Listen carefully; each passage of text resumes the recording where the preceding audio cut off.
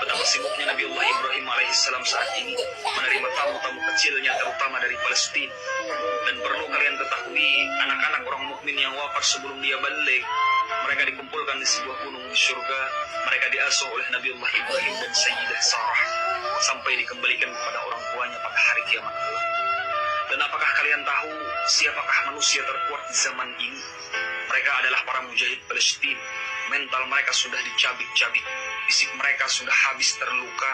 Rasa sakit bukan hanya dari tubuh mereka, hati mereka jauh lebih hancur.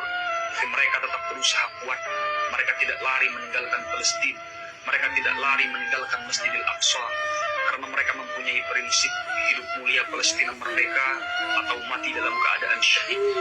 Dan kita di sini harus mempunyai prinsip juga, tidak akan berhenti berjuang mensupport dan mendoakan Palestina sampai mereka meraih kemenangan. Sebarkan terus postingan tentang Palestina supaya matanya yang buta dan telinganya yang tuli segera bangun dan membuka mata dan telinganya, dan beritahukan kepada dunia tentang semua hal yang tidak berperi. Nanti sini orang lagi ini udah sih, besok lagi bisa kok.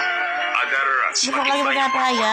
Udah malam ini sekurang-kurangnya nanti jika kita sudah wafat, jejak postingan udah kita malam ini nih, udah jam 9 loh. Bahwa kita pernah berdiri tuh jendelanya tuh.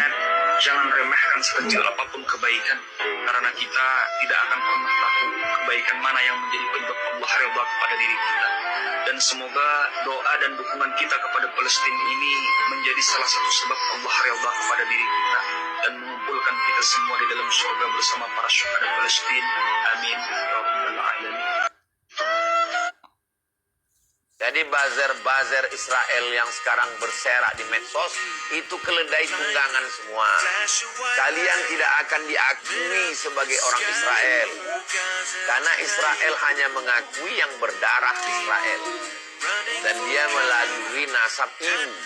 Kalau ada seorang Israel laki-laki menikah dengan perempuan yang bukan Israel, tidak diakui. Agama Islam menerima siapapun, silakan masuk Islam. Yahudi tidak, kita tidak bisa diakui. Kalaupun ada, itu hanya sebagai boneka Yahudi. Hati-hati kalian boneka-boneka Yahudi. Yahudi pesek. Kalian hanya tunggangan keledai Israel. Jadi kenapa disebut Al-Qassam? Hamas, Harakah Muqawamah Muslimin, gerakan perlawanan orang Islam, punya satu brigade tentara, namanya Brigade Izzuddin Al-Qassam. Siapa Izzuddin Al-Qassam? Akidahnya Asy'ari, fikihnya Syafi'i, tarekatnya Syazili, bertasawuf. Kalau mau membebaskan Palestina, mesti berakidah Asy'ari, berfikih Syafi'i, bermazhab paling tidak Hanafi, Maliki, Hambali, dan bertasawuf. Karena orang tasawuflah yang sudah mati sebelum mati. Mereka sudah ditalkinkan guru mereka, la ilaha illallah. Kau sudah mati sebelum mati. Kehidupanmu hanya hadiah dari Allah. Kau sudah menjual dirimu, nyawamu, hartamu kepada Allah. Barang yang sudah dijual tak bisa dijual dua kali. Hanya pengkhianat yang menjual barang dua kali. Jemaah-jemaah yang dimuliakan Allah Subhanahu wa taala, akan lahir Salahuddin Izzuddin Al-Qassam di masa akan datang. Masalah Palestina tidak akan selesai dengan khutbah Jumat, tak selesai dengan penggalangan dana.